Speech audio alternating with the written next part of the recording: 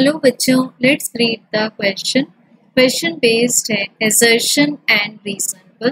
Assertion says if the angle between two vectors is 0, then the component of one vector along the other is maximum. So पहले हम मान लेते हैं कि दो वेक्टर्स हैं, vector A and vector B।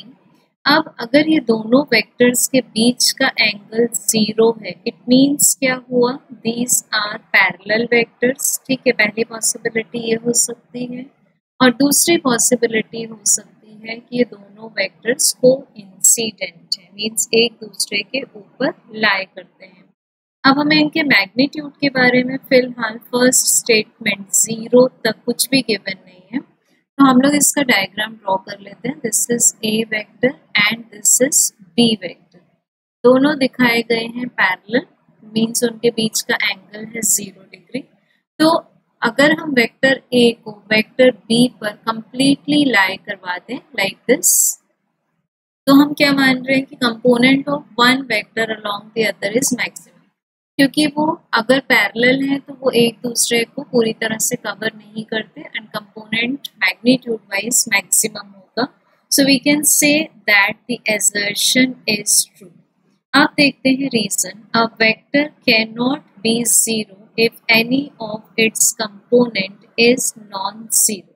सो इसके लिए हम ले लेते हैं एक फोर्स वेक्टर, इसको हम लिख लेते हैं F X I cap plus F Y j cap plus fz k cap, जहाँ पर I cap is a unit vector along positive x-axis, j cap is a unit vector along positive y-axis and k cap is a unit vector along positive z-axis।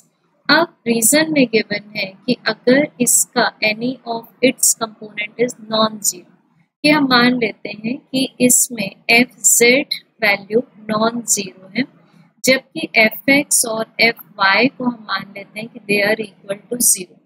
तो हमें f vector का answer क्या मिल जाएगा, fz k cap, जहाँ k cap क्या है, unit vector है। It means हुआ कि magnitude of force vector is not equal to 0। तो मीन्स रीजन भी हमारे पास में ट्रू है, बट रीजन assertion को एक्सप्लेन नहीं करता क्योंकि ये दोनों इंडिपेंडेंट है। So correct answer will be option number 2. Both assertion and reason are true and reason is not the correct explanation of assertion. Thank you.